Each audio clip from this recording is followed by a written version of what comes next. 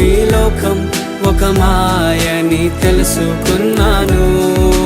ఏది నా సొంతం కాదనుకున్నాను.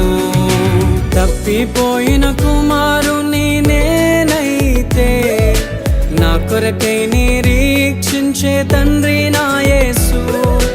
తప్పిపోయిన కుమారుని నేనైతే నా కొరకై నిరీక్షించే తండ్రి నా యేసు.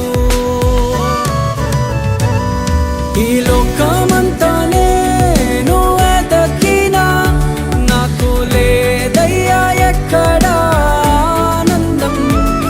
నీ సన్నిధిలో ఒక్క క్షణం